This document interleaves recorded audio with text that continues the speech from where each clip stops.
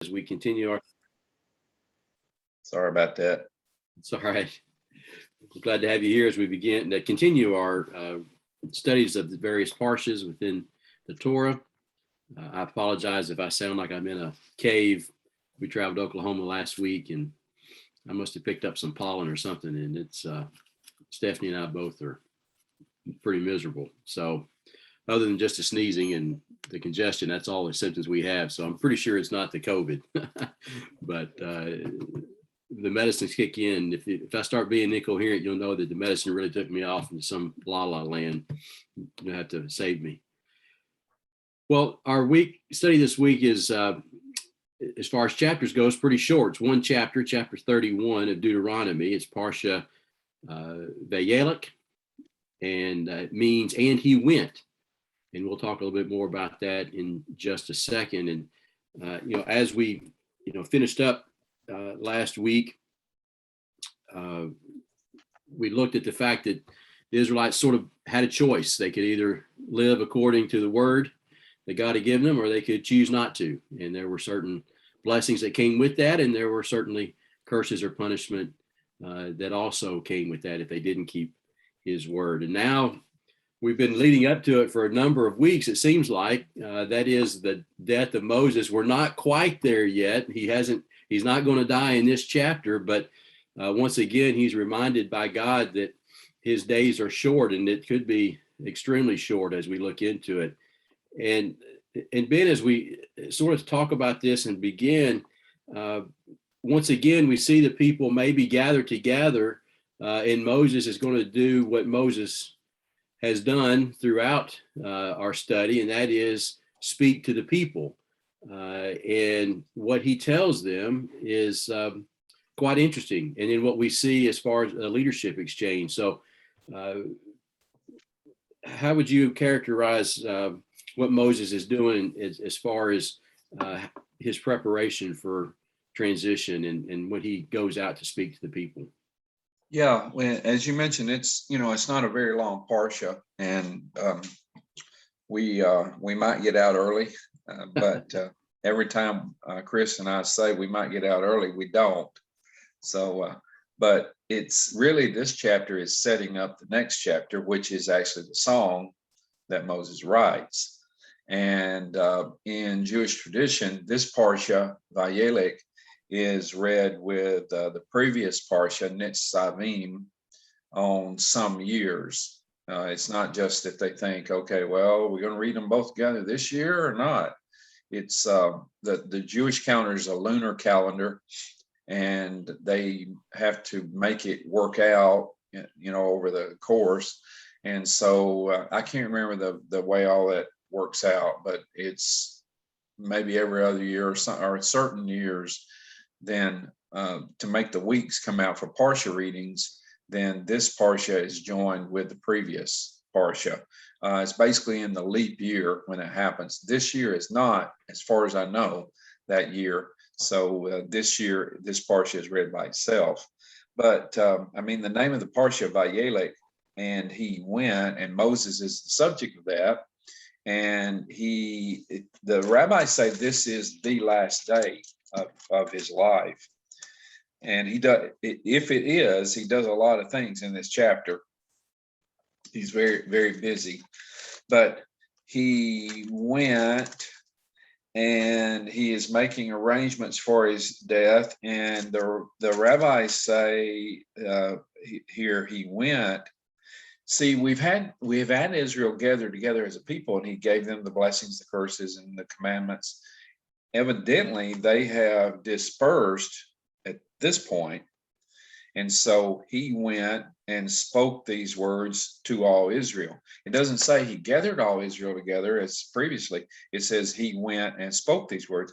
So again, I don't know, and this is in the imagination of the rabbis, but they say that he went maybe to each tribe, and he spoke these words over and over. Some even say he went to each individual tent in the camp to do this, or to a study hall or something along that line. But he went and he spoke all these words spoke these words to all Israel, and he said, verse 2, I am 120 years old this day. And the rabbis say, since he says this day, then that is his birthday. And so they say it's his death day and it's going to be his birthday. So he's going to die on his birthday. And then he says, the Lord said to me, you'll not go over this Jordan. And we've already heard that over and over. I mean, I don't know, it'd probably be pretty rare in Israel for anyone to be surprised that Moses is not going over the Jordan with them. But he says it again. And then so it's preparing for a leadership change to Joshua. So verse 3, the Lord your God, he will go over. So, I mean, Moses is a great leader. So they may, be sad and they think, what are we going to do? But Moses, again, points them to God. He will go over and he will destroy these nations. And Joshua, he will go over before you. I'm not able to do that. The Lord has said not that I will not do that. Can you still hear me? I'm showing the internet's unstable. We can now, but we didn't really capture what you had there at the end. Do you mind repeating it? I don't really know what I said at the end there, but maybe I rewind the tape and say, there you go. He says, I'm not going, and the Lord will not allow me to go, but Joshua is going, or the Lord is going fundamentally, and Joshua is going, and the Lord will do just as he's done. As Sihon and Og, these kings, he destroyed them, and he'll deliver you up. And you shall do as you've been commanded to do. And that's, I think, completely destroy them. And so in verse 6, be strong and of good courage. Don't fear, don't be frightened. For again, the Lord, Yahweh, your God, he's the one that'll go with you. He'll not fail you nor forsake you. Now, back in verse 2, he says, I am 120 years old this day. And Chris, we talked about this earlier. How did you have that translated in the Jewish Study Bible? The latter part there, I cannot do something. So the Jewish Study Bible just says, I am now 120 years old. I can no longer be active. I think in the NIV, it says I can no longer lead. And I know in the Hebrew, you and I've talked that it says I can no longer come and go. Yeah, I can no more go out or come in. Now he's not saying he's getting old and his strength is declining, because if we look over at 34 in chapter 34 and verse 7, it says that Moses was 120 years old when he died. Yet his eyes were not weak, nor his strength gone. So he still has, he's not saying I can't go out and come in because I don't have the strength. He, I think, is a lot like the NIV understands it. I can't lead you this way.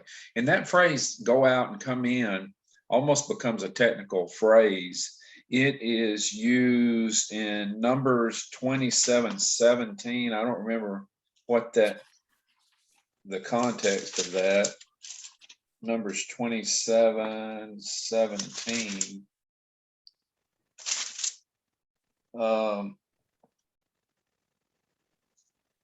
Moses, when it's in the context of Joshua is going to succeed Moses, and he said to the Lord, may the Lord, the God who gives breath to all things, appoint someone over this community. And then in verse 17, the NIV translates it to go out and come in before them, one who will lead them out and bring them in. So it seems that second phrase is just restating the other phrase, go out and come in. so that the Lord's people will not be like sheep without shepherd. So the phrase, it appears to me, is to be a leader.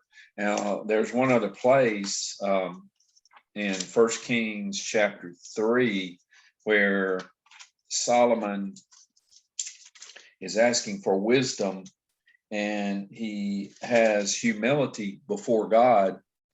And he says in 1 Kings 3:7, now, Lord my God, you have made your servant king in place of my father David. But I am only, the NIV has a little child. He's not a little child. He's not literally a little child, but he's like a little child as a leader. He's inexperienced. It's Na'ar. And so I am only a little child. And then he said, the NIV translates it, and do not know how to carry out my duties. But again, the Hebrew is, I do not know how to go out and to come in. It's this same phrase that's used here. So basically Moses says, I can't lead you over the Jordan in the land because God has told me I'm not going in the land. I'm not crossing the Jordan. What was that last reference, Ben? It was 1 Kings 3 and verse 7 about Solomon.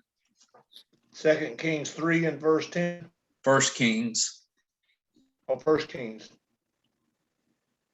Thank you. You're welcome. And I know we'll talk about leadership a little bit later tonight.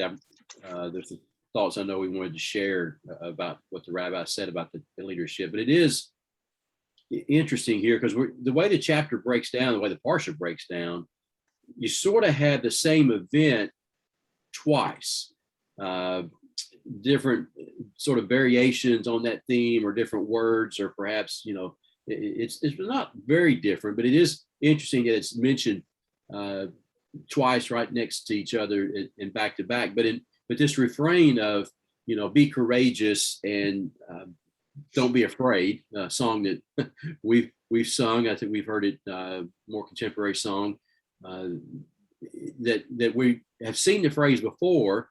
We're seeing in this chapter, I didn't count them, but it's quite a few times. And then we know throughout the book of Joshua, if we've read that refrain of being strong and courageous is a refrain that's repeated often.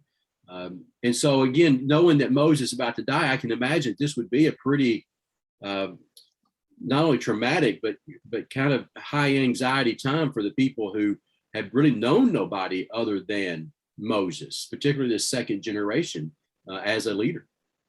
Yeah, and it seems like there have been hints, that Joshua is going to be the replacement. And Joshua is Moses' right-hand man. And I think we've said this before. I mean, the book of Joshua opens where it says that Joshua, after the death of Moses, and Moses is described in Joshua 1:1 as the servant of the Lord, Eved Adonai. The Lord said to Joshua, son of Nun, Moses, and the NIV translates it here, Moses' aide. He's his right-hand man. I mean, he's, and so Moses is described as the servant of the Lord. Joshua is not here.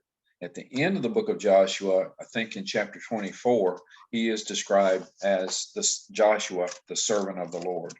So, yeah, I think the people know, they know Moses is going to die. And they know, I think Joshua is the successor, but again, as you said, it can lead to fear. How are we going to, what are we to do? And so Moses tells the people, verse 6, be strong, good courage. And then he tells Joshua in verse 7, be strong, good courage. And when we finished each book of Torah, there's a saying, kazak vanit kazak. And it means be strong, kazak, be strong, and we will be strengthened. And so that's that same phrase, or not the phrase, but kazak is here. Be strong, be strong. And Moses isn't leaving them high and dry, as we might say. Not only is Joshua, as we just discussed, being appointed as a successor, we get to verse 9 and he's writing all this down. and he's giving it to the priest so that it will be carrying the Ark of the Covenant, and then he's going to instruct them to read it regularly. And so again, we have this not just a transition of, hey, Joshua is my replacement, but the preparation for Joshua because he's being called before the Lord, and we're going to see that again, but also the actual words of God and the law, as we've been reading, is going to be recorded and written down, so they'll have a written record to refer to as well. Yeah, that seems to me to be important because he said, I'm not going, but God is going, and Joshua is going. And even the Torah that I've taught you, and Torah comes from a root that we probably talked about before that means instruction. We hear the word law, it means negative, something negative. Torah doesn't have that connotation. It's instruction from God. Now there are negative parts of it, there are negative laws and positive laws, or commandments. But this instruction from God, as you said, is written down and it's in a safe place. And there may be some background to covenant format here, because in the ancient Near East, you had a covenant outline, a covenant format that everybody knew. You had like the parties of the covenant, you have the historical prologue, the history that the people have together, and there are covenant documents outside of scripture, uninspired, that show this outline. And so you have the historical prologue, the history we have together. And so God says, I'm the Lord your God, led you out of the land of Egypt. We have history. I've taken care of you and led you out of Egypt. And then there were stipulations to remain in covenant. And those are the commands of Torah. And then there was the depositing of, and I'm talking about a covenant format like in the whole ancient Near East. And so there was a depositing of the covenant where you kept it in a safe place. You kept it in usually a temple, like the Egyptian kings would make covenants, with other nations. And so they would store those and keep those copies in the temple. And then there were the witnesses of that. And then usually, every year there was to be a reading of the covenant, a public reading of the covenant. Now here it's not every year, it's at the end of every 7 years. But all of that seems to have the background in the covenant format. So you're right, Moses it's reassuring the people, I'm leaving. So they have to be heartbroken over that. But he's reassuring them, you will have God and Joshua will lead you. And how much of this Torah, this law, do you think would have been read as part of? When they read it, according to tradition of the rabbis, the reading would include the first part of Deuteronomy, chapter 1 through 6, chapter 11, 13 through 21, and then chapters 14 through 28, roughly. So not the whole book. And also the parts, because later in rabbinical teaching, they say that the king would be the one who would read this. Now, priests primarily were tasked with teaching Torah, so they would read it. But the rabbis said that the priest would hand the scroll to the king, and the king would read. The people would hear it as they would read it on this occasion. There are other breakdowns that people say what they actually read, but they might have read the whole Torah, but the rabbis say it's specific sections from Deuteronomy. And it was to everybody. I mean, the text here says that you're to get the women and children and strangers in the land, everybody, the men, everybody's supposed to gather around and hear the word read. And sort of a call back to maybe chapter 6, this idea that your children are going to hear it, and so that they're going to be able to continue in the way of the Lord, because you taught them what God has said. That picks up on the theme, that we saw in Shema, that you pass this on. It's so important that you basically drill it in the heads of your children. You repeat it over and over. It's a part of life. It's not, one day out of the week. And we're going to talk about this. It's all of life revolves around this. And Israel had great opportunities for this because their year was governed by these feasts. I mean, imagine like every season and every time you turn around, there would be basically a feast or a festival. And those were opportunities to teach and to celebrate and to remember. So, they would hear this to learn. And in verse 12, and fear the Lord your God and keep the words of Torah. Any questions or any comments about this first section, first 13 verses, or anything you wanted to talk about we hadn't discussed before we move into the last half? Does anybody have anything you want to add or ask or disagree? That's another podcast for disagreement. Yeah. If you disagree, I'll pause the recording button. Well, with no questions, it's interesting. One of the commentators that in the Jewish Study Bible sort of call this a double announcement or double tradition. Not quite sure. I mean, I can see where they get that name or that why they give it that moniker, but it's interesting as we read this last half of the chapter, there's a few additional things, particularly as you set up the song, or as the Jewish Study Bible here calls it, a poem. But it's that same general theme. And all of a sudden, the Lord saying to Moses, your time is drawing near. You're going to die, and call Joshua so that we can pass on the leadership to the new generation. But there is a little bit of difference here, where the first one seemed to be more public. This, Ben, maybe seems to be a little bit more private. I don't know. I mean, we're not given details after that, where he gives the instructions about you read it and you assemble all the people and to hear it read. And then verse 14, the Lord said to Moses, and he says, you call Joshua and you present yourselves at the tent of meeting. So we're not given all details, but it reads to me, and I may be wrong, it reads to me that however he's talked to all Israel, he's not doing that now. He's calling Joshua, and Joshua and Moses are going to the tent of meeting.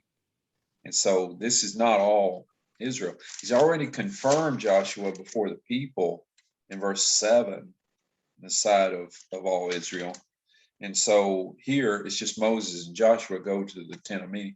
And Moses, when he would speak with God, or God would speak with him, he would go into the tent of meeting and he would call the voice of God from the ark. But here, since it's Moses and Joshua, in verse 15, the Lord appeared in the tent at the door. There was this pillar of cloud stood over the door of the tent. So, I'd say this is more private for Moses and Joshua. But I can't help but when I read that, man, this is pushing it, so I'm not saying it's right, but you sort of get that same feeling of sort of the transfiguration, or sort of this, you got three people together, right? You got God, Moses, and Joshua, that there's this intimate group, right? You had Jesus and Moses and Elijah, and so I can only imagine what that, I get it. I can only imagine what that must have been like to have the Lord descending down into his tent, into his tabernacle, and Moses and Joshua being there before him as this, and I use ceremony loosely, but as this ceremony transition, as this passing of power is made by God from one leader to the next. Yeah, I mean, it's interesting. I can't remember exactly, but I think there's a passage in Exodus when Moses comes down from the mountain, and it talks about the elders and Aaron and his sons, and perhaps Joshua's in that group, and they eat a meal. In a sense, they eat a meal with God. But up to this point, I don't think we have much information of the Lord speaking to Joshua. Now, it starts off here, the Lord says to Moses, so both of them go, and the Lord says to Moses, and he says again, you're about to die. He puts it, sleep with your fathers. But then you skip down to verse 23. So 22, Moses wrote this song the same day and taught it to the children of Israel. And then he gave Joshua the son of Nun a charge. And the he is not specified. Grammatically, the he that's right before that is Moses. But some of the rabbis understand that the he there is God who's charging him. If it is Moses, it's the same thing he's already told him, in front of Israel. Now, it doesn't really mean a lot, but is in verse 23, he there capitalized or not capitalized in most people's translation? Capitalized in the Jewish Study Bible. New American Standard has it capitalized, like it's the Lord speaking to Joshua. Yeah. So those again are interpretations, and because in the original Hebrew you can't make a distinction. Well, I'm going to take it as God because it brings it some more majesty, awesomeness. The NIV goes far as to say, the Lord gave this command to Joshua, son of Nun. When the Hebrew text says he gave Joshua, the son of Nun, a charge. So again, I lean toward it is the Lord. So if it is the Lord, then the Lord has spoken to Moses first. Now he charges Joshua. Just looked at my King James. The King James version leaves it in lowercase, Okay. like it was Moses speaking to Joshua. And New American Standard, like the Lord is speaking to Joshua. So Yeah. Well, it is. It's dependent on interpretation. You can't say for sure. I think the message is the same, though, regardless. That's If right. Moses is speaking to Joshua, it's the Lord speaking through Moses to Joshua. It's still that be strong and courageous. Yeah. Well, before we get to the end, let's talk a little bit about this song because that is sort of new material. I know we're going to get the actual song next week when we study, but it's introduced here, I guess, in verse 19. Before we get to that, we could talk about what God says to Moses first. It's pretty negative, when he says. Oh, that's right. Yeah. 16. Because we talked about that. It's kind of like inside baseball because he's told all the people in the first half, you're going to go in and conquer the land. And now he's just speaking, if you're right, just speaking to Moses, and his message to Moses is a little bit different from that. Yeah, they will go astray at foreign gods. They'll forsake me and break my covenant. My anger will be kindled against them in that day, and I will forsake them. I'll hide my face. And he's telling Moses that, and that's following after he says, you're about to die. So Moses is not going to see this. Right. But it is pretty. I don't know whether I use the word negative as much as realistic. And the question is whether it's a foregone conclusion, right? Obviously, God's speaking, and so you're not going to say that God's wrong. But by the same token, is God saying this is going to happen and there's no other way around it, or is there any chance that this is just a summation of what is going to happen if the people don't stay on according to God's word? Yeah, I mean, well, you have the foreknowledge of God, and so, when he's saying this, but it's dependent on the free choice of the people. And we know, we're looking back on the history, and we know this is what happened. So, again, it's holding on to the free choice. Foreknowledge doesn't do away with free choice. And I mean, at least in my mind, I mean, I'm not theologically astute, but for God, to have the foreknowledge doesn't mean that God is forcing that to happen. It's sort of in that same line of thought, though, as to what he did to Pharaoh and Pharaoh's heart. And, Yeah. is it a foregone conclusion that the people are going to fall away, or, is it just that's the way they're going? I mean, he tells Moses at the burning bush about Pharaoh. He said that I will harden his heart. He won't let you go. And so he tells them here, they're going to forsake me and break my covenant, and my anger is going to flare up against them. Yeah. And so the song is related to that, it appears. Some translations, let's see, in verse 19, it has the vav now, right? This song. And so write down this song.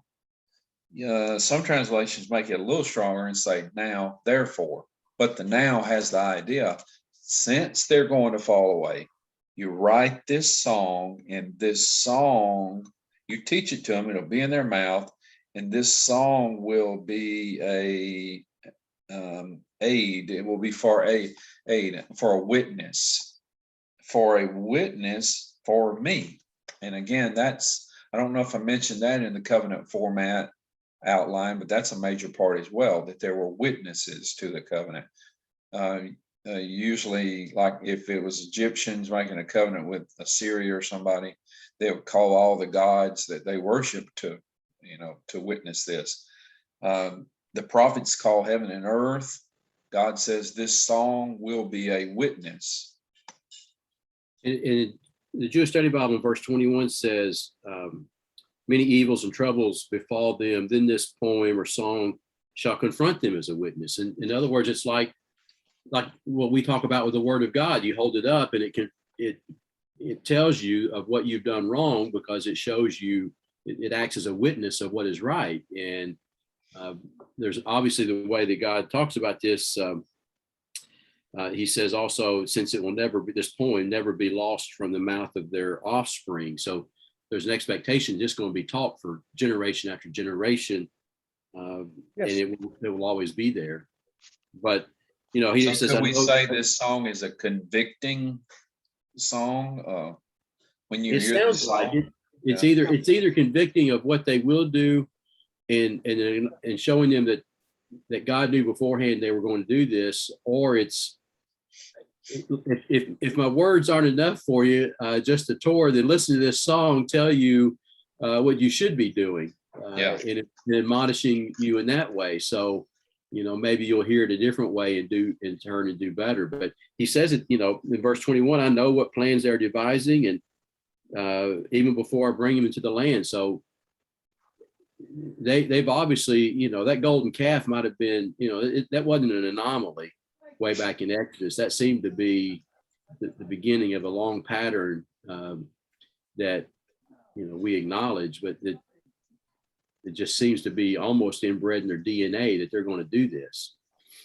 Well, could we say it's not an anomaly for us as well, and it's right. Human. So that's what I would like to comment about. Yeah, if it's okay. Yeah, go ahead, Nick. It amazes me it's easy to sit here and condemn the Israelites.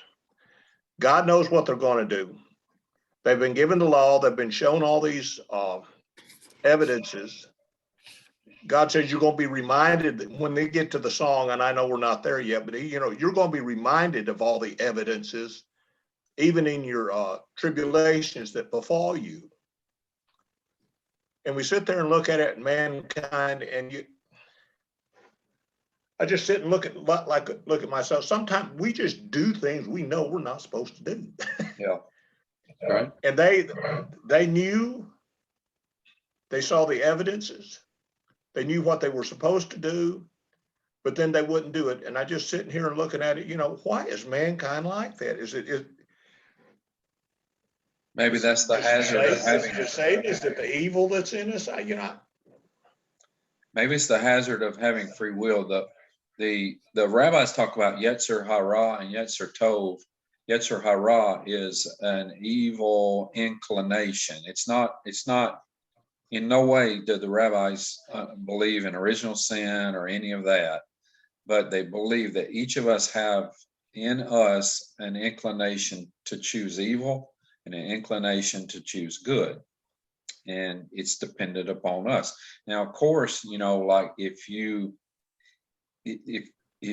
strengthen yourself to choose good, like if you stay in God's word and you stay in contact with God through prayer and you stay away from evil influences, then that strengthens the good.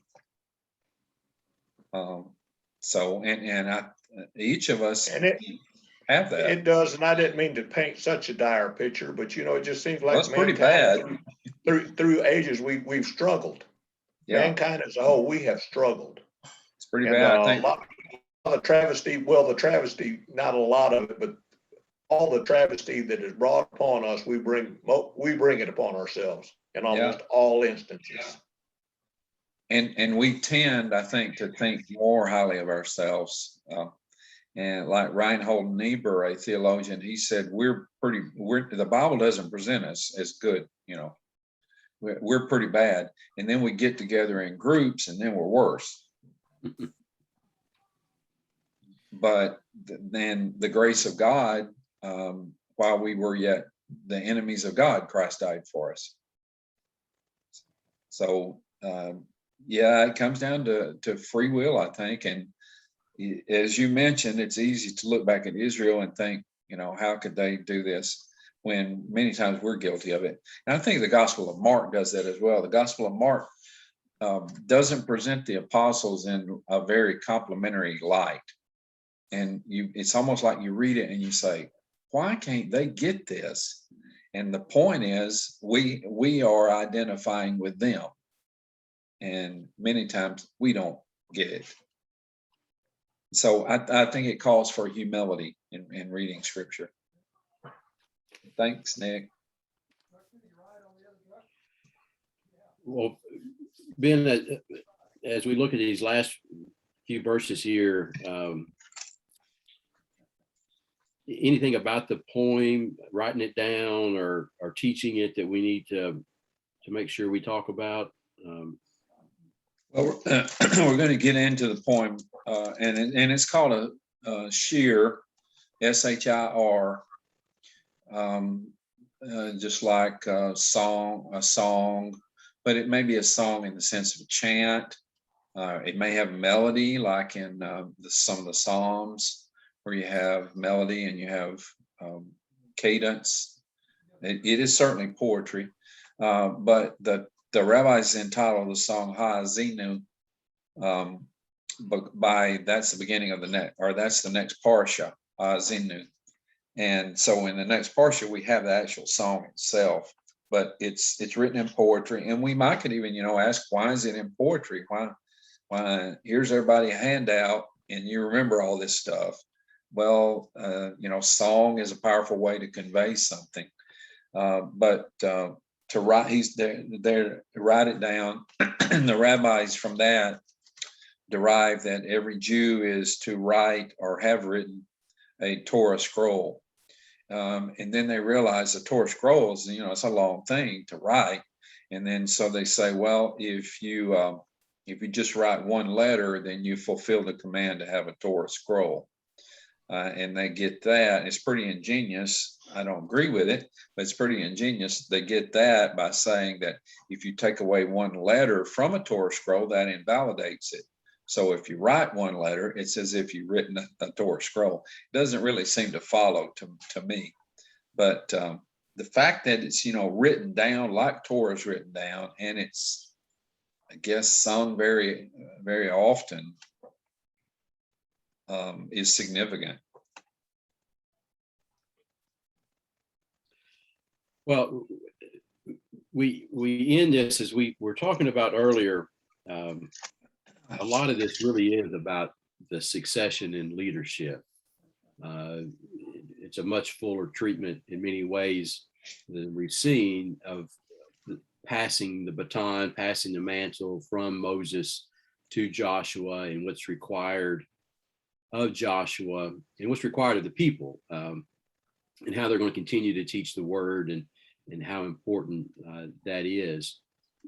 But I know you and I talked beforehand about, sort of how we approach leadership, and any takeaways that we might be able to discern from this passage about either looking back on how Moses acted as a leader, or anything that he might be instructing Joshua to consider as he moves forward as a leader. Yeah, there's an article I read by Rabbi Jonathan Sachs, and the title of that is Consensus versus Command. And he starts out, he says, what do you say to your successor? I mean, what advice do you give? And he says, Vayeilek is the place to look for that answer, because Moses is handing the reins over to Joshua.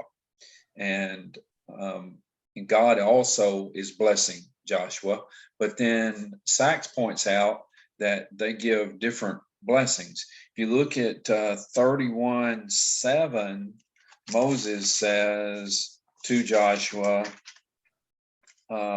be strong and of good courage, because you will come or go with, you will come with this people into the land.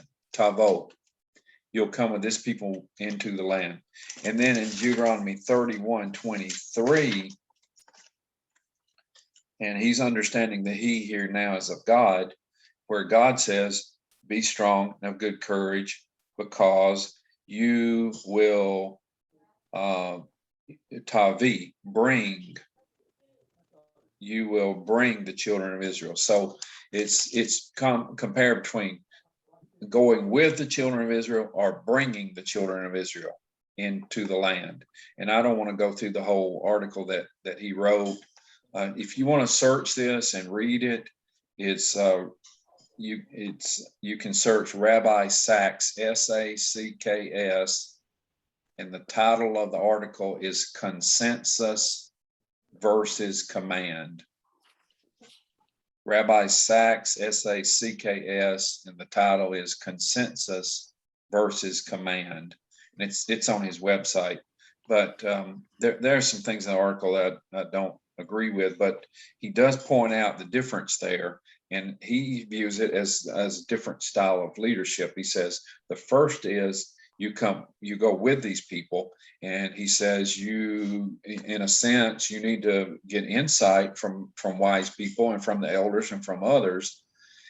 But then he says in Deuteronomy 31:23, when you bring the people into the land, you're the leader. You stand in the front. You're not getting consensus from everybody. You're in a sense leading them in, because you are the leader. And he in the article, I think, makes a good case that there has to be, even today in leaders, in spiritual leaders, there has to be a harmony between the two. It's not, if it's always just consensus, okay, and well, what does everybody think, then you're not really a leader. So you have to be a leader, but also you're gaining insight from others, and you're leading in the best way you can. And perhaps the New Testament is talking about that when it talks about servant leadership. So I think I'm not going to read the whole article here. That's about all. You can read it if you like. Sachs died a couple years ago. He, I think, maybe was Reform rabbi, but he has some interesting thoughts. I read a lot of his thoughts. Yeah, he wrote a couple of books. One that was last few years I read it, it was pretty good. Overall, I liked it. One of the things he says in that article, leaders must be teachers, but also learners. Yeah. And, I think that we got to agree with that, right? I mean, once we move past the point that there's nothing you can teach me, Yeah. I'm not sure I want to follow somebody like that. Yeah, But, certainly. And it takes humility. I mean, to be a leader, it takes strength, and it takes education, it takes knowledge. And so you have to have that. But if you feel like that you don't need any more education, or you don't get any more insight from or you don't listen to anyone else, then in a sense you're not really a leader. I don't think in the New Testament sense, or not lording it over those, but as a fellow elder. You got to want to serve. Yeah, exactly. Well, that really is all that we had prepared. As we mentioned as we began, it's a shorter parsha than some of the typical ones we've looked at, but doesn't mean we won't entertain or discuss any questions or comments anybody has. But we're set up for the great Song of Moses next week. Yes, we are. And it's a pretty good, it's not your typical country song with 3 chords and a truth. I mean, it's got quite a few verses. Yeah. It's very rich. It is that. Any thoughts, any questions, comments anybody have?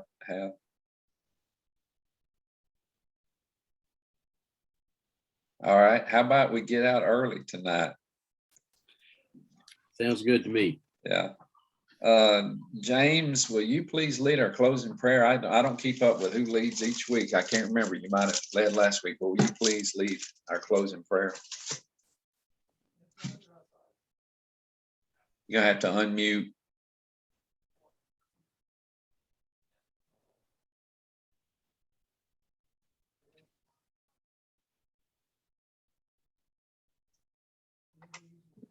Well, it's not now. Yeah, you're unmuted. Very Yeah. good. Thank you. Thank Let's you. pray together. Father, thank you for the blessing you give us. Thank you for the Bible, especially the part we're studying right now that leads us closer to understanding problems of those in the Old Testament and the joys they must have felt when they understood your word. Thank you for giving that as an example to us. I'm thankful for Chris and for Ben, for the work they put into this. And thank you for letting us sit at their feet. Bless us, bring us back next time. We pray through Christ. Amen. Amen. Thank you, James. Thank you, everybody. I hope you have a good rest of the week. Ben, question. Yeah, Nick. Is there any plans for any further study after we finish Deuteronomy? Not immediately following. We're maybe going to take a little break, and we're discussing some things, but not immediately following. Okay, Phila had asked me, and I said, Phila, I really don't know. So anyway, We're thinking maybe something pretty soon in the future, but we want to take a little break first, and I think probably everybody might need a little break. Yeah, you have any idea what direction we might be going? Not right now. We're still going to discuss that a little more. Okay. We'll let you know when we can. I'll quit asking questions now. Okay. Well, I don't really know all the answers on that. Appreciate you asking. See y'all later. You're supposed to, but you're supposed to, Ben. No. Everybody have a good rest of the week. Thank you for being here. We appreciate Have a it. good one. All right.